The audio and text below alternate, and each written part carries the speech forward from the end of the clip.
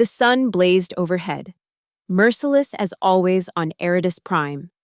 Wren Callahan squinted against the glare, adjusting the patched respirator that kept the worst of the dust from his lungs.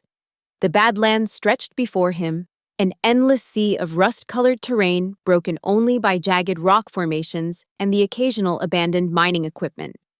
It was a wasteland that had swallowed countless dreams and spit out only failure. Wren knew this better than most. At 38, his face weathered beyond his years. Wren had long ago stopped thinking of himself as an engineer and settled for mechanic. And on good days, salvager. Today, though, might change everything. The coordinates on his battered nav unit pointed to something buried in the dunes ahead. Something that might finally be his ticket off this scorched hellhole. Last chance, old man. He muttered to himself, tightening the straps on his toolkit. The words had become something of a mantra over the years. Every job was the last chance, the big score, the final hustle before escape. But this time felt different. The client had paid half up front, unheard of in the scavenging business, and promised the other half upon confirmation. Whatever was out there, someone wanted it badly. The hoverbike protested as Wren pushed it to its limits across the cracked terrain. Wren had heard the stories, of course. Everyone in Port Desolation knew about the ghost ship, a massive research vessel that had supposedly crashed somewhere in the Badlands centuries ago. Most considered it an old wives' tale, a myth to keep children from wandering too far from the settlement. Others claimed to have glimpsed strange lights in the distance during particularly violent sandstorms, phantom energy signatures that appeared and disappeared from scanners. Wren had never given the legends much thought. In his experience, ghost stories were just that, stories. But as he crested the final ridge and saw the massive shape half buried in the sand below, he felt the first flicker of genuine awe he'd experienced in years. The vessel's hull was enormous, at least 300 meters from bow to stern. With the distinctive silhouette of an Andromeda-class research frigate, impossible. Those ships were cutting-edge tech even now. And this one looked like it had been here for decades, maybe longer. Sand had claimed nearly 2/3 of the structure, but the exposed portions revealed scorched plating and evidence of catastrophic system failures. Whatever happened here hadn't been a controlled landing. Wren approached cautiously, scanners out, no radiation leaks, no obvious security systems, just dead metal slowly being consumed by the desert. He circled twice before locating what appeared to be a maintenance hatch near what would have been the ship's midsection. It took nearly an hour of careful work with his plasma cutter to create an opening large enough to squeeze through. The air inside was stale but breathable.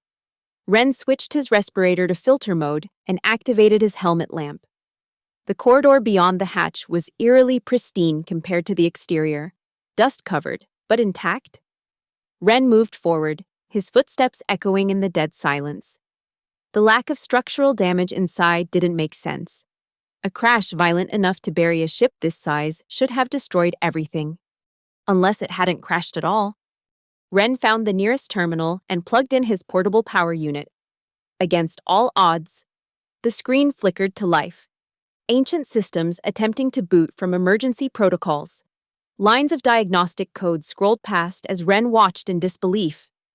And then, without warning, the overhead lights hummed and activated, casting the corridor in a dim blue glow. "Power restored to critical systems," announced a female voice that seemed to come from everywhere at once. "Running emergency diagnostics. Identify yourself, please." Wren nearly dropped his toolkit. What are you?" "I am Arya, Advanced Research Intelligence Assistant. This vessel is currently in emergency lockdown.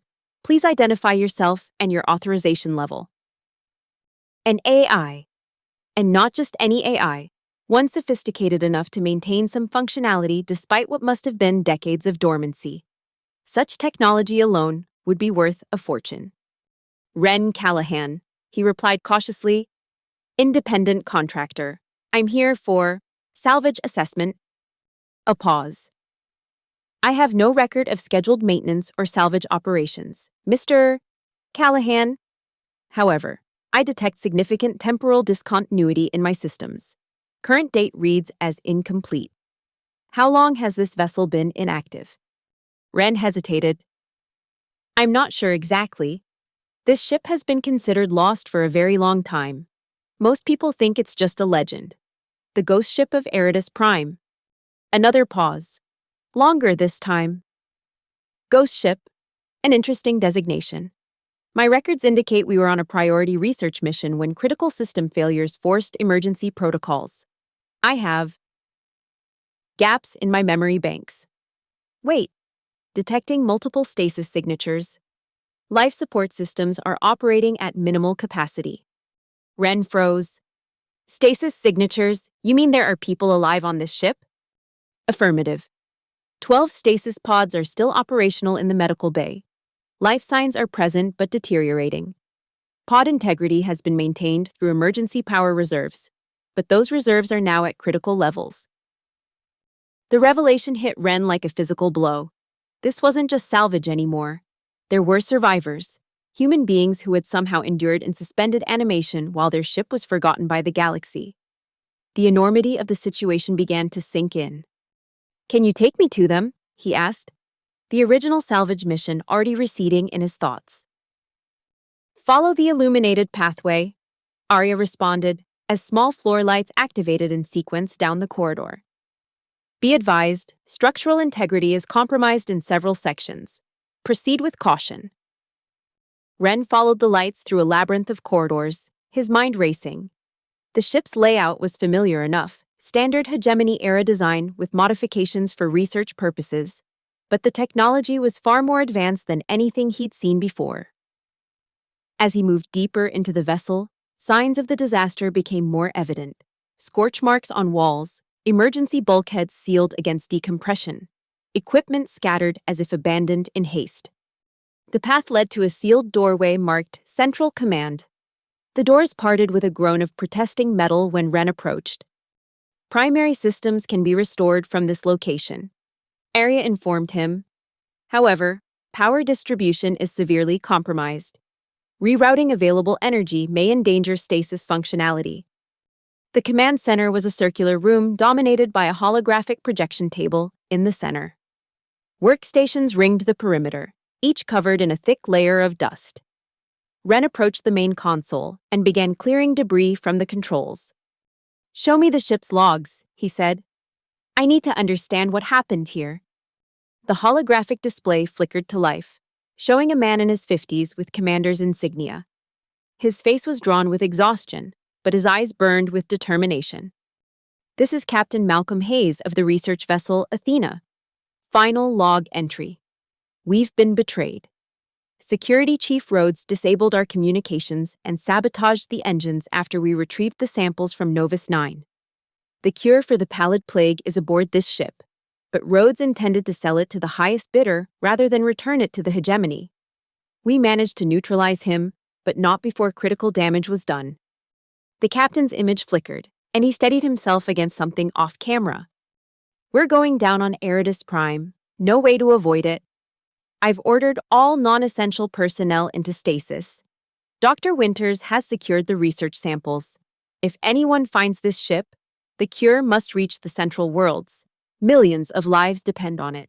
This is Hayes, signing off. The log ended, leaving Ren in stunned silence. The pallid plague. Every schoolchild knew about the epidemic that had nearly wiped out the inner colonies 3 centuries ago. History recorded that a cure had been developed just in time to prevent total collapse. But if this ship had been carrying that cure and never reached its destination... Arya, Ren said slowly, what year did the Athena crash on Eridus Prime? According to my last complete timestamp, we initiated emergency landing procedures on March 17, 2753. Ren felt his breath catch. That's over 200 years ago.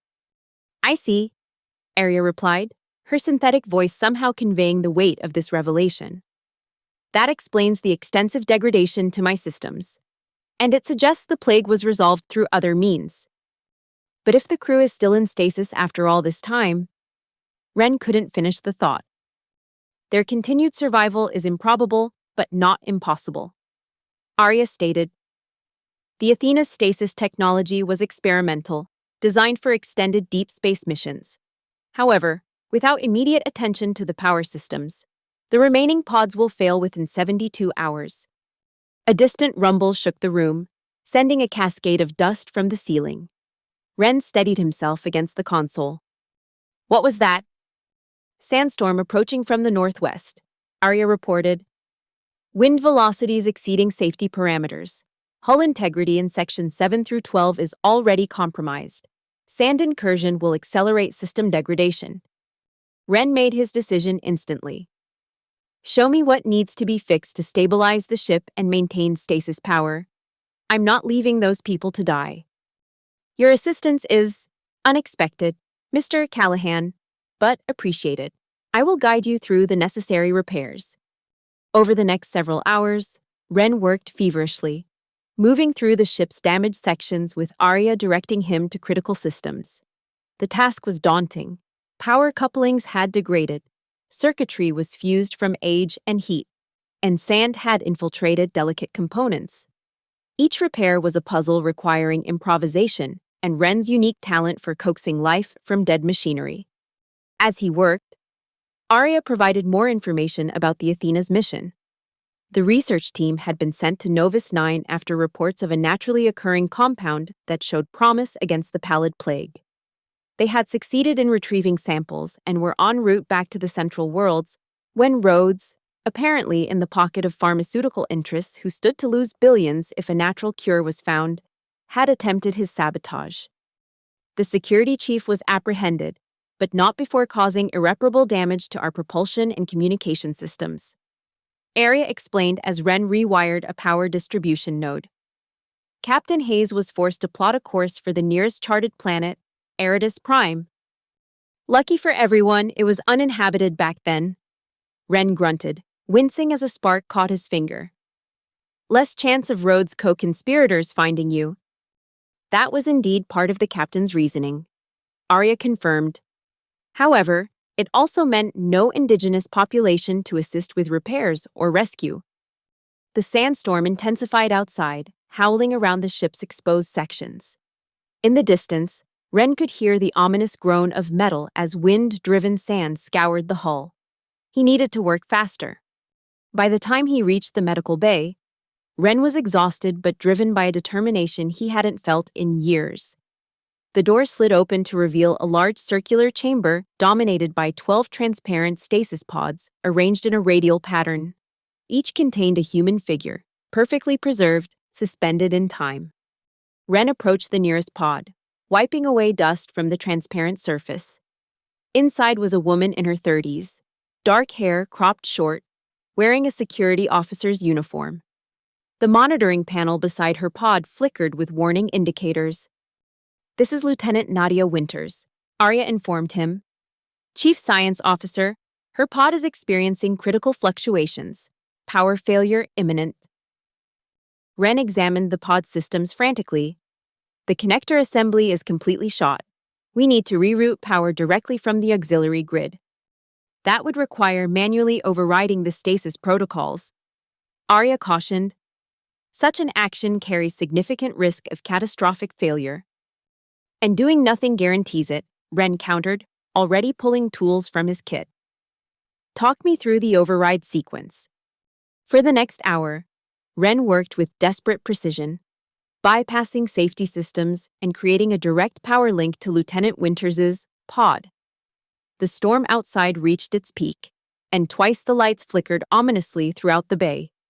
Just as Ren connected the final coupling, alarms blared from the pod's monitoring system. Stasis field collapsing, Arya announced. Life signs becoming erratic. Lieutenant Winters is experiencing premature revival syndrome. What does that mean? Ren demanded, watching in horror as the woman in the pod began to twitch. Her body is attempting to resume normal functions without proper revival protocols. Organ failure is imminent without medical intervention. Ren looked around wildly. There must be emergency medical equipment somewhere. Revival kits? Affirmative. Emergency revival equipment is located in the storage compartment to your right. However, I must caution that administration of revival compounds requires medical training. Ren was already tearing open the compartment. revealing a case containing hyposprays and vials of various colored liquids. I don't have medical training, but I've patched up enough injuries in the Badlands to know my way around emergency stims. You're going to talk me through this area. With the AI's guidance, Ren prepared a cocktail of stimulants and stabilizing compounds. As the pod hissed open, he caught Lieutenant Winter's convulsing form and administered the hypospray to her neck with shaking hands. For several agonizing seconds, nothing happened. Then, with a gasping breath, her eyes flew open. Disoriented and weak, Nadia Winters stared up at Ren with unfocused eyes. "Who?" she managed before a coughing fit overtook her. "Easy," Ren said, supporting her shoulders. "You've been in stasis a long time. Your body needs time to adjust." "The ship," she rasped. "Rhodes." "Rhodes is long gone," Ren assured her. "But we've got other problems right now." As Nadia's condition stabilized enough for her to sit upright, Ren explained the situation, the centuries that had passed, the condition of the ship, the ongoing storm, and the failing stasis pods. To her credit, the lieutenant absorbed this impossible information with remarkable composure. 200 years, she repeated softly, looking around at her still suspended colleagues. "And the plague?" "History records that a cure was found," Ren told her. "The galaxy didn't end, but I don't know the details." Nadia nodded slowly. "Then our mission succeeded somehow.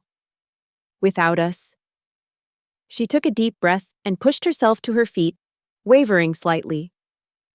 "We need to secure the research samples. Even after all this time, the data could be valuable." "Lieutenant Winters," Arya interjected, "I must advise against exertion so soon after revival." "Noted, Arya," Nadia replied with the ghost of a smile. "But we have work to do. The samples are secured in my personal lab, and if I'm understanding our situation correctly, we need to contact whatever passes for civilization on this rock for assistance with the other pods." Ren couldn't help but admire her resilience. "That's the plan.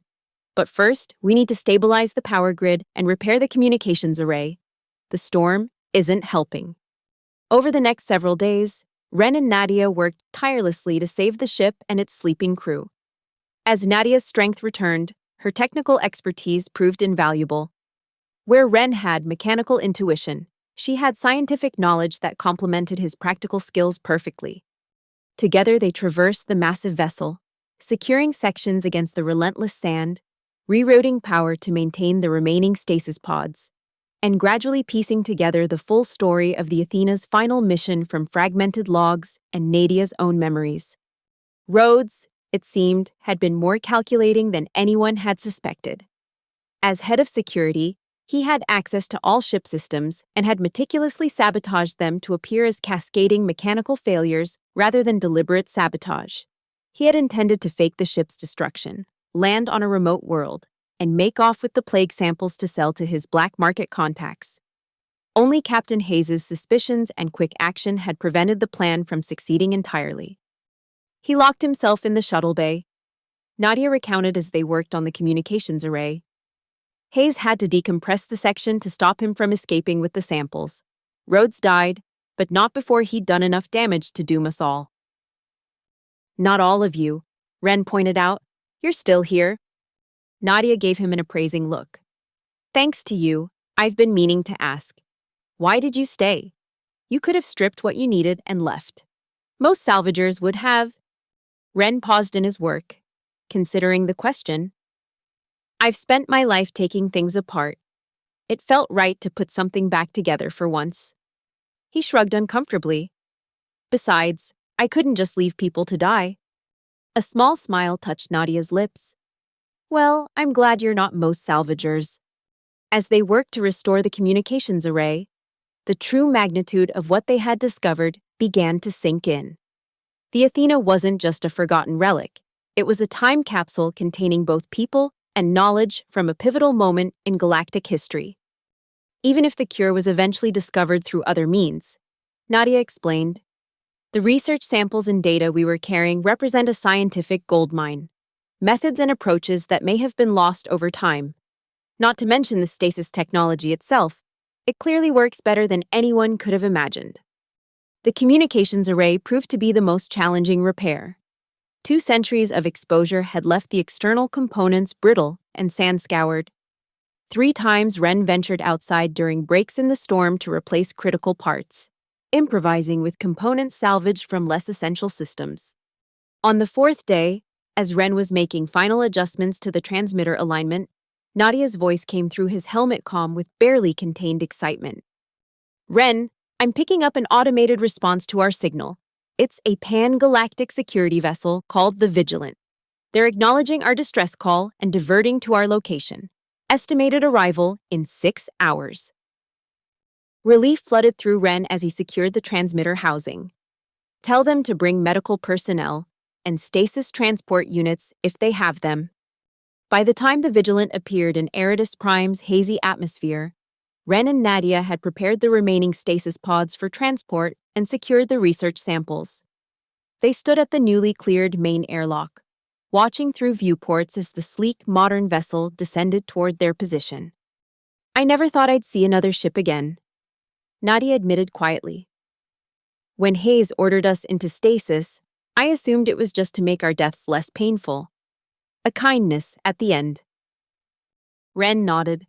"Instead, you get a second chance. A new life in a future you never expected to see." Nadia corrected him. "We get a second chance." The Vigilance shuttle docked with practiced precision. When the airlock cycled open, a team of medtechs and security personnel poured through, led by a stern-faced woman with commander's insignia. Commander Elena Ortiz, Pan-Galactic Security. She introduced herself, surveying the corridor with undisguised amazement. "When we received your distress call identifying this vessel as the Athena, I didn't believe it. That ship disappeared over 2 centuries ago." "And yet here we are," Nadia replied. "Lieutenant Nadia Winters, Chief Science Officer, and this is Ren Callahan, the man who found us and kept us alive." Ortiz's gaze shifted to Ren, assessing. A salvager with a conscience. Rare breed these days. She turned to her team. "Secure the stasis pods for immediate transport to the Vigilant. Priority medical protocols for all revivals." Back to Ren and Nadia. "I have about 1,000 questions, but they can wait until we're safely off this sandpit." As the Vigilance crew worked efficiently to transfer the sleeping crew members, Ren found himself standing alone in the Athena's command center one last time. The ship that had been a mythical ghost story was now humming with activity, its long vigil finally at an end. "You appear contemplative, Mr. Callahan," Arya observed, her voice emanating from nearby speakers. "Just thinking about coincidences," Ren replied. "If I hadn't taken this job, if I hadn't found this ship when I did." "Indeed. The statistical probability of your arrival coinciding with our final power reserves is remarkable. Perhaps not entirely coincidental."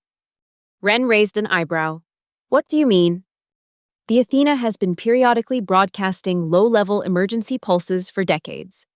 Most were too weak to reach beyond the atmosphere, but occasionally, during optimal atmospheric conditions, a signal might have escaped." Creating the ghost lights in the legends, Ren realized the ship was calling for help all along. "In a manner of speaking, yes, and you answered." Commander Ortiz appeared at the doorway. "Callahan, we're ready for final evacuation. The structural engineers say this section of the hull won't remain stable much longer." Ren nodded, casting one last look around the command center. "What about Arya? She's as much a part of this ship as anyone." Ortiz studied him for a moment. "Our tech team is preparing a secure data core transfer. If the AI consents, we'll bring her too. No one gets left behind, not even digital crew members." Later, aboard the Vigilant, Ren watched through a viewport as Eridus Prime receded into the distance. The medical bay behind him bustled with activity as the revival process began for the remaining crew members. Nadia had already been reunited with 2 of her colleagues. Their joy and disbelief at their miraculous rescue, a sight Ren wouldn't soon forget. Commander Ortiz approached, offering him a steaming cup of real coffee, a luxury he hadn't tasted in years.